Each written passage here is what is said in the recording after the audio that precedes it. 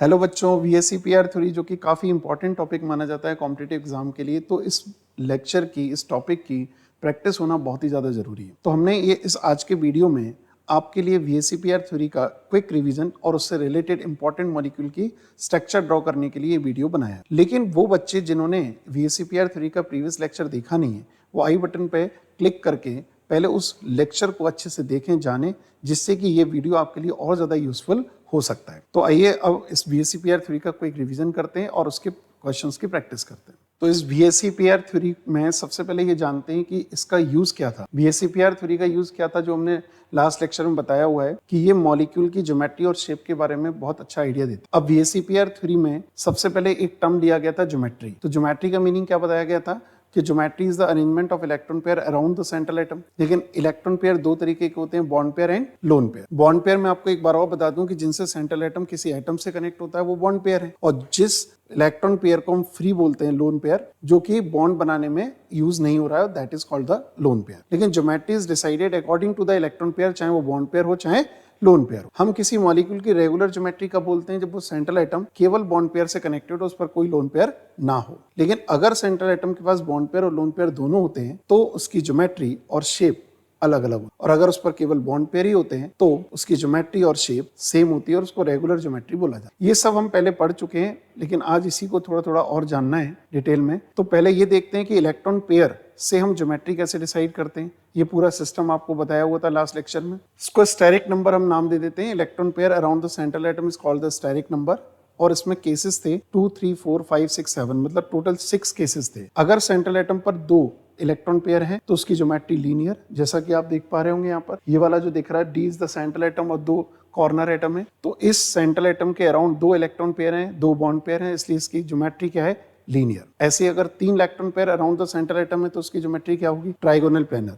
ऐसे अगर 4 electron pair around the central atom है तो उसकी ज्योमेट्री क्या होगी, टेट्राहेड्रल। ये याद रखना बहुत जरूरी है कि इलेक्ट्रॉन पेयर इतने होंगे तो उसकी ज्योमेट्री क्या होगी, तभी ये सिस्टम बनेगा, आगे मॉलिक्यूल्स में काम आएगा। अब आपने देखा होगा जैसे 5 अगर इलेक्ट्रॉन पेयर आते हैं तो उसकी ज्योमेट्री क्या बताई थी, ट्राइगोनल वाई पिरामिडल। काफी सारे क्वेश्चंस भी किए थे हमने इस पर। और जैसे ही 6 इलेक्ट्रॉन पेयर आएंगे तो क्या होगा, उसकी ज्योमेट्री होगी ऑक्टाहेड्रल। और जैसे ही 7 अगर इलेक्ट्रॉन पेयर आएंगे तो उसकी ज्योमेट्री होगी पेंटागोनल वाई पिरामिडल। इस हिसाब से अगर देखें तो मैक्सिमम मॉलिक्यूल्स को हमने इस बात को डिवाइड कर दिया है कि ये टोटल मॉलिक्यूल्स जो हैं उनकी ज्योमेट्री इतने टाइप की होती है, linear, trigonal planar, tetrahedral, trigonal bi pyramidal, octahedral and pentagonal bipyramidal. तो find the electron pair around the central atom and decide the geometry of that molecule or ion. लेकिन इसमें एक पता प्रॉब्लम क्या थी, अभी मैंने बोला था कि अगर किसी सेंट्रल एटम पर बॉन्ड पेयर के साथ साथ लोन पेयर भी होता है तो उसकी ज्योमेट्री अलग होती है और शेप अलग होती है। तो इसके केसेस मैंने आपको बताए थे कि वो हम एक बार देख लेते हैं कि जैसे अगर लीनियर ज्योमेट्री है तो उसमें केस एक भी नहीं था,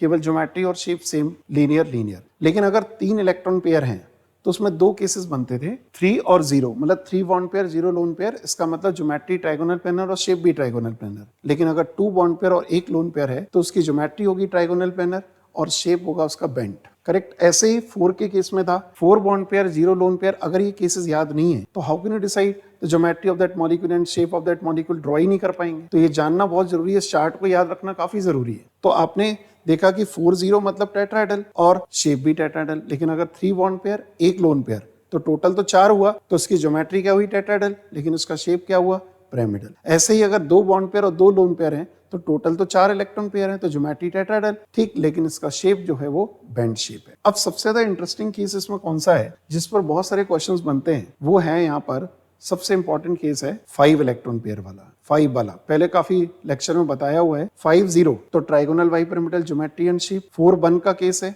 तो ज्योमेट्री क्या रहेगी, ट्राइगोनल वाई पिरामिडल, लेकिन शेप उसका see saw. 3 bond pair 2 lone pair T shape होता है, और 2 bond pair 3 lone pair linear. सबसे ज्यादा क्वेश्चंस इसमें बनेंगे।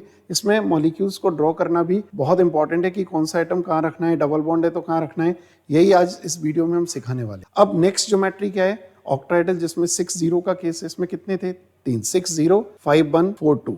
6, 1, 6, 0 में कौन सा है, ऑक्टाहेड्रल। 5, 1 में कौन सा है, स्क्वायर पिरामिडल। और 4, 2 में कौन सा है, square planar. Pentagonal bi pyramidal वाला केस कौन सा है, 7, 0 और 6, 1 में डिस्टॉर्टेड ऑक्टाहेड्रल, और 5 बॉन्ड पेयर और 2 lone pair pentagonal planar, pentagonal planar, यहाँ पर पेंटागोनल प्लेनर आए। अब अगर ये चार्ट आपको दिमाग में बैठा नहीं है तो हम कोई भी मॉलिक्यूल लेकर आएंगे, आप फॉर्मूला लगा भी दोगे तो भी दिक्कत। आपको सबसे पहले ये काम करना है कि number of electron pair around the central atom से ज्योमेट्री कैसे डिसाइड करते हैं।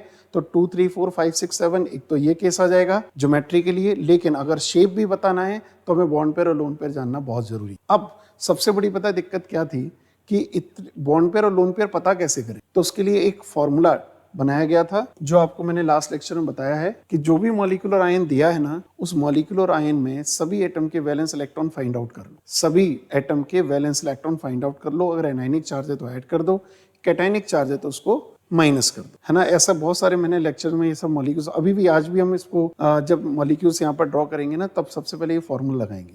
अब जो ए की वैल्यू आएगी उसको 8 से डिवाइड कर दें तो आपको क्वोशिएंट मिलेगा Q, और रिमाइंडर जो होगा उसको 2 से डिवाइड करके हम वैल्यू निकालेंगे। तो जो Q होगा वो तो बॉन्ड पेयर डिसाइड करता है, और जो R/2 है वो लोन पेयर। जैसा आप स्क्रीन पर देख रहे होंगे, A is divided by 8, then Q quotient bond pair को डिसाइड करता है, और जो रिमाइंडर है, रिमाइंडर बाई 2 वो होता है लोन पेयर। तो जैसे हम Q प्लस R/2 करेंगे, total number of electron pair निकल आएंगे, जिसको हम स्टेरिक नंबर के नाम से जानते हैं। अब प्रोसीजर क्या है कि जैसे मैं आपको कोई मॉलिक्यूल यहाँ पर लिखूं, उसके आपसे कहा जाए कि ज्योमेट्री बताइए और उसका स्ट्रक्चर बनाइए, तो आप क्या करेंगे, सबसे पहले ये फॉर्मूले से बॉन्ड पेयर और लोन पेयर निकालेंगे और उस चार्ट के हिसाब से उसकी ज्योमेट्री और शेप डिसाइड कर देंगे। यही काम हमें करना है। तो ड्रॉ करने से पहले एक पॉइंट और हम जान लें जो कि VSCPR में काफी इंपॉर्टेंट है, कि उन्होंने ये बताया था, अपनी थ्योरी में ये बोला था कि कोई भी सेंट्रल एटम के अराउंड जो इलेक्ट्रॉन पेयर होते हैं वो एक दूसरे से इतनी मैक्सिमम डिस्टेंस पर जाते हैं जिससे कि उनकी रिपल्सन जो है वो मिनिमाइज हो जाए। तो चाहे बॉन्ड पेयर और लोन पेयर हैं, उनकी डिस्टेंस इतनी ज्यादा होनी चाहिए कि उनमें रिपल्सन कम से कम हो, जिससे कि उनकी स्टेबिलिटी ज्यादा से ज्यादा हो। तो उन्होंने एक पॉइंट दिया था कि लोन पेयर का रिपल्सन ज्यादा है, तो लोन पेयर को सबसे ज्यादा दूर होना चाहिए, लोन पेयर बॉन्ड पेयर का उससे थोड़ा कम है, और बॉन्ड पेयर का रिपल्सन सबसे कम है। ऐसे ही डबल बॉन्ड के केस में भी है। डबल बॉन्ड को जब हम ड्रॉ करेंगे ना स्ट्रक्चर, तो डबल बॉन्ड को एक दूसरे से मैक्सिमम डिस्टेंस पर रखना है क्योंकि उनका रिपल्सन ज्यादा है। फिर डबल बॉन्ड सिंगल बॉन्ड, फिर सिंगल बॉन्ड। तो ये रिपल्सन ऑर्डर जानने के लिए हमने VSCPR थ्योरी के पॉइंट्स को डिस्कस कर लिया। तो ये मॉलिक्यूल्स को ड्रॉ करने में बड़ा हेल्पफुल होता है, और ज्योमेट्री और शेप का डिफरेंस हम लोग जान ही चुके हैं। तो अब हमें क्या करना है, मॉलिक्यूल्स यहाँ पर लिखने हैं और उनकी सीधी स्ट्रक्चर ड्रॉ करना है। एक बात और बताना है इसमें कि जो ऑक्सीजन आता है ना, जो सेंट्रल एटम से कनेक्ट होता है, वो हमेशा डबल बॉन्ड से कनेक्ट होगा, लेकिन अगर किसी O पर माइनस चार्ज है तो वो सिंगल बॉन्ड से कनेक्ट होगा। ये याद करके हमें रखना है। अब हम मॉलिक्यूल्स को ड्रॉ कर सकते हैं आराम से। तो बच्चों, अब हम यहाँ पर किसी कंपाउंड की स्ट्रक्चर कैसे ड्रॉ करते हैं ये स्टार्ट करने वाले हैं। लेकिन जैसे ही मैं किसी कंपाउंड का मॉलिक्यूलर फॉर्मूला लिखूं, आप पहले वीडियो को पॉज करें और नोटबुक और पेन लेकर पहले उसमें बॉन्ड पेयर और लोन पेयर निकालें। इसके बाद आप उसकी ज्योमेट्री और शेप, जो कि हमने स्ट्रक्चर से बताया था कि कैसे कैसे सेट करते हैं कि इतने इलेक्ट्रॉन पेयर है, इतने बॉन्ड पेयर लोन पेयर है, तो क्या शेप होना चाहिए, क्या ज्योमेट्री होनी चाहिए, ये आप पहले खुद से सोचें। फिर अगर कहीं दिक्कत आए तो रिज्यूम करें वीडियो और फिर आगे उसको समझें। अब हम लोग मॉलिक्यूल्स और जो कंपाउंड्स के मॉलिक्यूल्स होते हैं उनकी स्ट्रक्चर ड्रॉ करना शुरू करने वाले हैं। सबसे पहले हम एग्जाम्पल में ना 2 ज्योमेट्री पर ज्यादा डिस्कशन करेंगे, ट्राइगोनल, बाइपिरामिडल एंड ऑक्टाहेड्रल, क्योंकि इनमें काफी सारे वेरिएशंस हैं, डिफरेंट मॉलिक्यूल्स हैं। तो आप बहुत ध्यान से देखना। सबसे पहले मैं ट्राइगोनल बाइपिरामिडल ज्योमेट्री के बारे में आपको कुछ थोड़ी सी बातें और रिव्यू कर दूं। जैसा कि पिछले वीडियो में हमने देखा था कि ये ट्राइगोनल बाइपिरामिडल ज्योमेट्री होती है। इसमें आप देख रहे होंगे कि 3 जो एटम है वो इक्वेटोरियल पोजीशन पर और 2 जो हैं वो एक्सियल पोजीशन पर, राइट। तो अगर कभी हमने 5 इलेक्ट्रॉन पेयर निकाले अपने फॉर्मूले से अराउंड द सेंट्रल एटम, तो ये डिसाइड हो गया कि उसमें ट्राइगोनल बाइपिरामिडल ज्योमेट्री है। लेकिन इसमें 2 पोजीशन है, 3 इक्वेटोरियल पर होते हैं और 2 एक्सियल पर होते हैं। अब अगर वहां पर बॉन्ड पेयर के साथ साथ लोन पेयर भी आते हैं, तो ये याद रखना जरूरी है कि लोन पेयर को हम कहाँ सेट करें, इक्वेटोरियल पोजीशन पर, जिससे कि उसका रिपल्सन मिनिमाइज हो। अब इतने सारे मॉलिक्यूल्स आएंगे, स्ट्रक्चर ड्रॉ करनी होगी, अगर ये रूल्स याद नहीं होंगे तो ड्रॉ करने में प्रॉब्लम आएगी। तो एक बात हमें समझ में आती है कि lone pair should be on the equatorial position, जिससे कि उनका रिपल्सन मिनिमाइज हो जाए। अब इसमें एक और बात है, जब डिफरेंट एटम्स कनेक्टेड हो तो आपको ज्यादा इलेक्ट्रोनेगेटिव एटम को कहां रखना है, एक्सियल पोजीशन पर। जैसे कि अगर फ्लोरीन और ऑक्सीजन दोनों आते हैं तो फ्लोरीन को पहले कहां रखेंगे, एक्सियल पोजीशन पर, और बाकी जो ऑक्सीजन है या अदर फ्लोरीन है वो सब कहां पर आएंगे, इक्वेटोरियल। अगर ये पॉइंट्स क्लियर नहीं है तो मॉलिक्यूल्स की स्ट्रक्चर ड्रॉ करने में काफी प्रॉब्लम आई। तो आप देखना कि बहुत सिंपल मॉलिक्यूल भी मिलेंगे, डिफरेंट एटम्स के भी मिलेंगे, लोन पेयर वाले भी मिलेंगे और डबल बॉन्ड वाले। यही तो हमें प्रैक्टिस करना है। तो मैं एक एक करके एग्जांपल्स लेता जा रहा हूं, पहले पूरा प्रोसीजर बताते जाएंगे, 2-3 तरीके के एग्जांपल लेंगे, फिर आप आपको प्रैक्टिस करनी है, खुद से चेक करना है कि क्या हम अब मॉलिक्यूल्स को ड्रॉ कर पा रहे हैं या नहीं। ट्राइगोनल बाइपिरामिडल ज्योमेट्री में जो सबसे पहला एग्जांपल आपको स्क्रीन पर दिख रहा होगा XeO3F2, हमें इसकी स्ट्रक्चर ड्रॉ करना है। लेकिन सबसे पहले प्रोसीजर फॉलो करते हैं, स्टेरिक नंबर पता करते हैं, जिससे ये आइडिया लगे कि इसकी ज्योमेट्री क्या होनी चाहिए और शेप क्या होनी चाहिए। बॉन्ड पेयर और लोन पेयर सब कुछ अगर पता चल जाएगा तो ये आइडिया लग जाएगा इसकी ज्योमेट्री और शेप क्या होना चाहिए। तो पहले काम है स्टेरिक नंबर निकालना, लेकिन उससे पहले bond pair and lone pair. तो याद करो जरा हमने क्या तरीका लगाया था कि ए निकालते हैं सबसे पहले, जो कि कैसे निकाला जाता है, सभी एटम उस मॉलिक्यूल में जो है उसके वैलेंस इलेक्ट्रॉन को ऐड करके। तो पहला एटम उसमें ज़ीनॉन है, उसके वैलेंस कितने होंगे 8। फिर इसमें ऑक्सीजन है तो ऑक्सीजन के 6 × 3, क्योंकि टोटल 3 एटम है, और 7 × 2 ये फ्लोरीन का होगा। तो यहाँ से जो ए की वैल्यू आई वो पहले चेक करते हैं, दिस इज 40। अब आपका अगला स्टेप क्या है कि इस 40 को 8 से डिवाइड करके क्यू निकालेंगे तो वो आएगा 5, और जो आर होगा वो बचेगा 0। ये हमें हर मॉलिक्यूल में अप्लाई करना है formula. Find the value of A and A is divided by 8, quotient is Q and the remainder is R. तो what is the quotient in this question, अगर देखें तो दैट इज 5, रिमाइंडर इज 0। अब जो हमारा bond Q होता है वो बॉन्ड पेयर के बराबर है, तो इट मींस कि वो 5 हुआ। रिमाइंडर यहाँ 0 है, लेकिन लोन पेयर निकालने के लिए रिमाइंडर को 2 से डिवाइड करते हैं, तो इसका मतलब वो भी 0 आया, मतलब 5 + 0। अब आपको ज्योमेट्री का आइडिया लग गया कि ये कौन सी ज्योमेट्री है, ट्राइगोनल बाइपिरामिडल। लेकिन इसका शेप भी क्या होगा, ट्राइगोनल बाइपिरामिडल, क्योंकि आप जानते हैं कि अगर सेंट्रल एटम पर बॉन्ड पेयर ही बॉन्ड पेयर है और कोई लोन पेयर नहीं है तो ज्योमेट्री और शेप एक जैसा होता है। लेकिन अब स्ट्रक्चर ड्रॉ करने में 3 ऑक्सीजन और 2 फ्लोरीन है। तो जैसा कि मैंने अभी बताया था कि फ्लोरीन को हमें कहाँ रखना चाहिए, एक्सियल पोजीशन पर, और ऑक्सीजन को कहाँ रखना चाहिए, इक्वेटोरियल पोजीशन पर, क्योंकि वो लेस इलेक्ट्रोनेगेटिव। जो ज्यादा इलेक्ट्रोनेगेटिव होता है वो एक्सियल पर आता है, और जो कम इलेक्ट्रोनेगेटिव होता है वो इक्वेटोरियल पर आएगा। अब सबसे पहले सेंट्रल में किसको रखें, ज़ीनॉन। एक्सियल पोजीशन पर किसको रखें, फ्लोरीन को। और ऑक्सीजन जितने भी आएंगे वो सब डबल बॉन्ड के साथ आएंगे, this double bond oxygen, double bond oxygen, double bond oxygen. हमेशा ऑक्सीजन को हमें डबल बॉन्ड के साथ रखना है, अगर ऊपर नेगेटिव चार्ज है तो उसको सिंगल बॉन्ड के साथ रखना। अब देखो इतने सारे रूल्स अगर हमारे माइंड में है और ये प्रोसीजर फॉलो कर पा रहे हैं तब ये मॉलिक्यूल ड्रॉ कर रहे हैं। तो अब जैसे ही नेक्स्ट मॉलिक्यूल आपकी स्क्रीन पर आए तो आप पहले क्या करेंगे, वीडियो पॉज करेंगे, इसी प्रोसीजर को कंप्लीटली फॉलो करेंगे एंड देन ड्रॉ करने की कोशिश करेंगे। अगर कोई दिक्कत आती है तो वीडियो रिज्यूम करके आगे बढ़ जाएंगे, राइट। ओके, अब जैसे XeO2F2 ये नेक्स्ट मॉलिक्यूल है, तो मैंने क्या बोला था, आप पहले इसको सॉल्व कीजिए, वीडियो को स्टॉप। XeO2F2 में ए की वैल्यू सबसे पहले निकालना है, तो find the balance of all the atom. Xenon is 8, oxygen का 6 × 2, फ्लोरीन का 7 valence × 2, this is 8 + 12, 12 + 14, this is 34। A is divided by 8, Q कितना आएगा 4, 4 टाइम्स गया 32 आया, रिमाइंडर कितना आया 2। तो इससे पता चला कि बॉन्ड पेयर Q के बराबर है, तो बॉन्ड पेयर इसमें 4 है और रिमाइंडर इसका 2 है, तो रिमाइंडर बाई 2 इज 1। तो bond pair is 4, lone pair is 1। Geometry तो डेफिनेटली ट्राइगोनल बाइपिरामिडल ही रहेगी, लेकिन शेप आपने सुना होगा कि जब 4 बॉन्ड पेयर और 1 लोन पेयर होता है उसको सीसॉ बोलते हैं। अब सबसे पहले हम क्या करेंगे, ज़ीनॉन को सेंट्रल में लेंगे, लीस्ट इलेक्ट्रोनेगेटिव है। फ्लोरीन इसमें टोटल कितने, 2, एक्सियल पोजीशन पर लेंगे क्योंकि ये ज्यादा इलेक्ट्रोनेगेटिव है, और डबल बॉन्ड ऑक्सीजन और एक लोन पेयर कहीं भी रख सकते हैं क्योंकि तीनों पोजीशन सेम है। मैंने कहा था कि lone pair and less electronegative and double bond ये सब इक्वेटोरियल पोजीशन पर आएंगे। तो ऑक्सीजन डबल बॉन्ड के साथ आ रहा है, फ्लोरीन सिंगल बॉन्ड के साथ आ रहा है, लेकिन फ्लोरीन जा रहा है एक्सियल पोजीशन पर और ऑक्सीजन जा रहा है इक्वेटोरियल पर, और लोन पेयर भी इक्वेटोरियल पर। जरा सोचना कि इक्वेटोरियल पर लोन पेयर को क्यों रखा, क्योंकि रिपल्सन को मिनिमाइज करता है, यहाँ पर कम से कम बॉन्ड एंगल से कनेक्टेड, इसलिए हम कह सकते हैं कि यहाँ पर रिपल्सन मिनिमाइज हो। तो XeO2F2 शेप इसका seesaw, geometry is trigonal bipyramidal. अब नेक्स्ट मॉलिक्यूल है XeOF2। Find the value of A again. Xenon का वैलेंस कितना होता है 8, ऑक्सीजन इसमें 1 है तो 6, and fluorine 7 × 2, this is 28। Again 28 को 8 से डिवाइड, क्वोशिएंट कितना आया 3, and remainder is 4। Bond pair Q that is 3, R की वैल्यू 4 but R/2 is 2, तो bond pair is 3 + 2 TVP again, and the shape is T shape. आप याद रखना कि जब भी हमें ये सब प्रैक्टिस करनी है तो चार्ट जो पहले बताया था उसकी बहुत जबरदस्त तरीके से मेमोरी में डाल दें कि 5-0 का केस होता है तो शेप ट्राइगोनल बाइपिरामिडल, 4-1 का केस होता है तो सीसॉ, एंड 3 बॉन्ड पेयर और 2 लोन पेयर का केस है तो मींस उसकी जो स्ट्रक्चर है वो क्या होगी, टी शेप।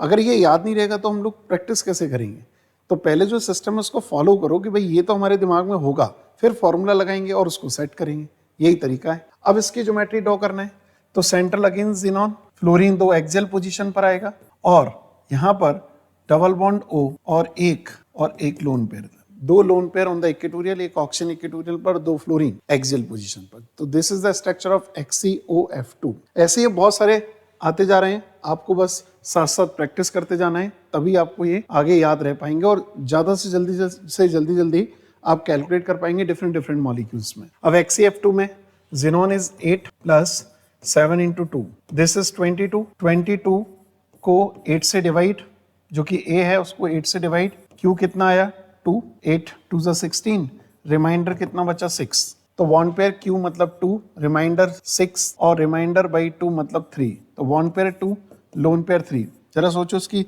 शेप क्या होगी, लीनियर, लेकिन ज्योमेट्री अभी भी 5 के हिसाब से TVP। अब इसको ड्रॉ करेंगे तो जिनोन सेंटर में आएगा and all the lone pair equatorial and fluorine axial position. This is the structure of XCF2। तो उसको क्या बोला जाएगा, लीनियर। अब पूछते हैं इसमें क्वेश्चंस काफी आते हैं कि XCF2 में सेंट्रल एटम पर लोन पेयर कितने, तो सेंट्रल एटम पर लोन पेयर कितने, इसमें जब तक स्ट्रक्चर ड्रॉ नहीं होगी तो आप कैसे फाइंड आउट करोगे कि सेंट्रल एटम पर लोन पेयर कितना है और बॉन्ड पेयर कितना है। तो लोन पेयर इसमें 3 है, लेकिन पोजीशन क्लियर होनी चाहिए कि वो इक्वेटोरियल पर है, और बॉन्ड पेयर कहां पर है, एक्सियल पोजीशन, तो वो फ्लोरीन के साथ कनेक्टेड। तो that is the structure of XCF2। Again XCO2F4। अब से चेक करते हैं कि क्या ये TVP ज्योमेट्री है या नहीं। ये मैं आपको टास्क दे रहा हूं, आप पहले इसको सॉल्व करें और चेक करें क्या ये TVP ज्योमेट्री है या नहीं। अब इसमें A की वैल्यू निकालते हैं, जिनोन 8, 6 इंटू 2 ऑक्सीजन के लिए, 7 इंटू 4 फ्लोरीन के लिए, 8 दिस इज 12 प्लस 28 48। तो यहाँ पर Q जो आएगा 48 डिवाइडेड बाई कितना 8, this is 6, no remainder is 0। अब जब Q 6 आ रहा है, रिमाइंडर 0 आ रहा है, तो ये 0/2 0 आएगा, तो बॉन्ड पेयर 6, लोन पेयर 0।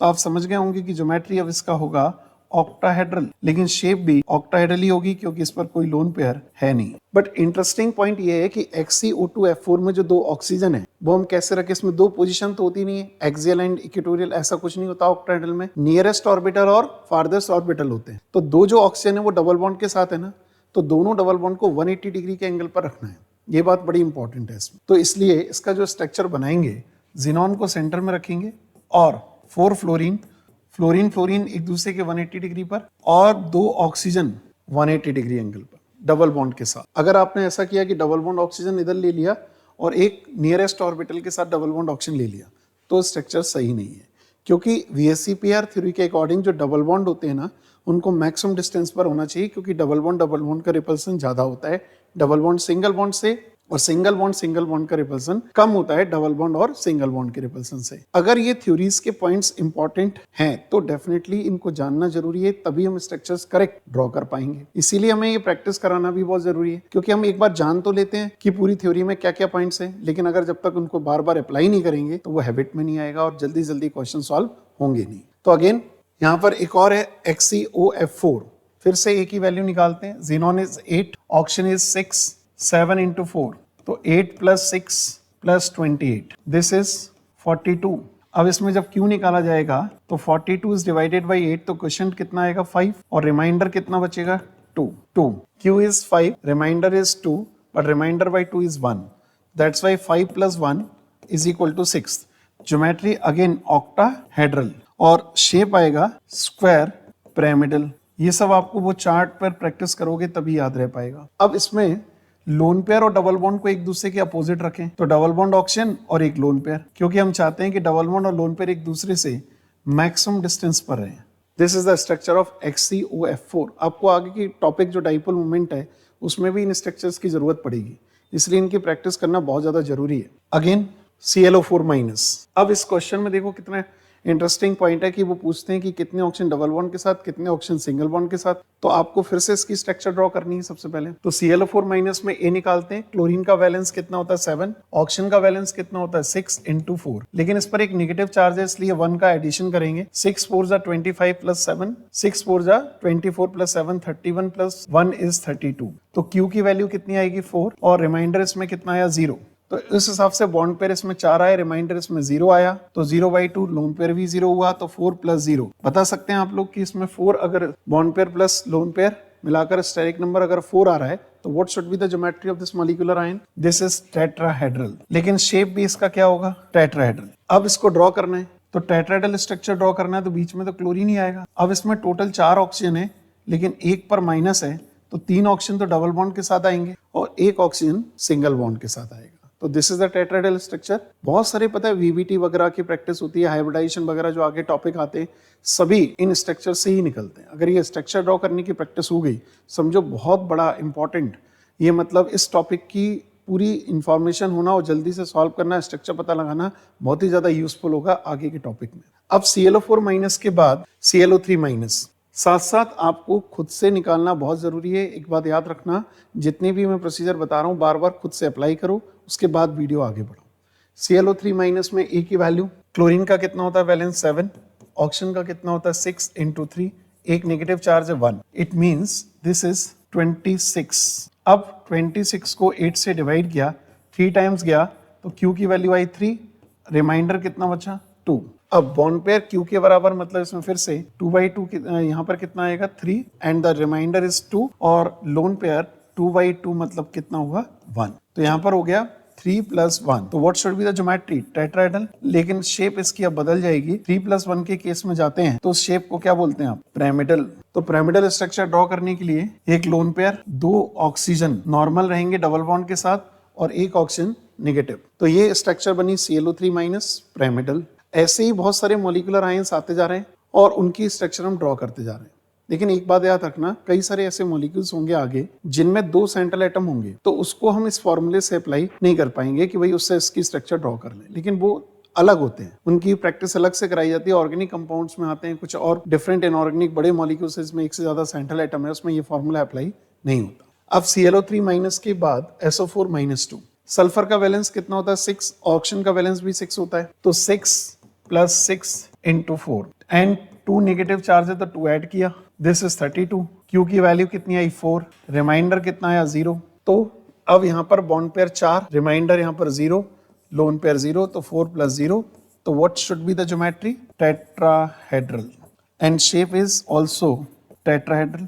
अब फिर से ड्रॉ करना है तो सल्फर इज द सेंट्रल, लेकिन 2 ऑक्सीजन नॉर्मल डबल बॉन्ड के साथ और 2 oxygen negative. This is the tetrahedral structure. हमें बॉन्ड एंगल बताने में, बॉन्ड लेंथ बताने में, इन सब स्ट्रक्चर्स की जरूरत पड़ती है। इसीलिए हम इस पूरे टॉपिक को बार बार रिवाइज कराने की कोशिश कर रहे हैं, जिससे आप ज्यादा से ज्यादा मॉलिक्यूलर आयंस के बारे में या मॉलिक्यूल्स के स्ट्रक्चर्स के बारे में जान पाएं, क्योंकि हर टॉपिक में इन्वॉल्वमेंट है इसका। अब एक और मॉलिक्यूलर, इसका तो बहुत ज्यादा इंपॉर्टेंट क्वेश्चन है, I3-, this is the molecular ion. तो what should be the geometry and shape of this molecular ion, फिर से फाइंड आउट कर। तो आयोडीन इज द सेंट्रल, फिर सभी आयोडीन है तो 7 × डायरेक्ट 3 कर देते हैं +1, 21 + 1 कितना हुआ 22। अब Q निकालो जरा इसका, वो 2 आया और रिमाइंडर इसमें कितना है 6।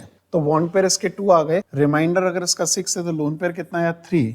तो 2 + 3 का केस है, तो geometry is TBP and the shape is linear. अब कैसे ड्रॉ करेंगे, एक आयोडीन को सेंट्रल में रखो, एक आयोडीन को ऊपर and this iodine -1 and 3 lone pair on the equatorial position.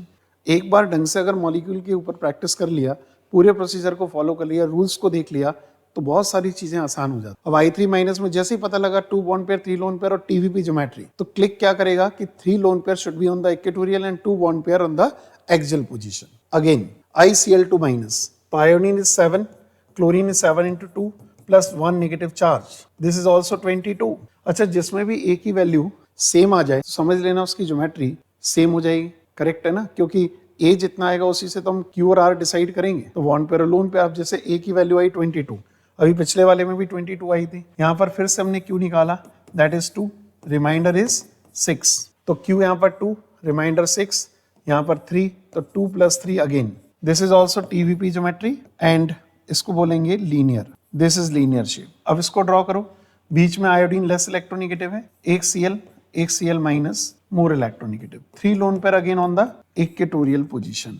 ऐसे मॉलिक्यूल के आयंस धीरे धीरे ड्रॉ होते चले जाते हैं, नए नए क्वेश्चंस आते रहते हैं। तो एक्चुअली VSEPR के ऐसे और भी सारे मॉलिक्यूलर आयंस हैं, मॉलिक्यूल्स भी हैं, जिनको मैं ड्रॉ करके बहुत सारे क्वेश्चंस पर पूछे जाते हैं। तो ऐसे ही हम आपको प्रैक्टिस वीडियो बीच बीच में लाते रहेंगे।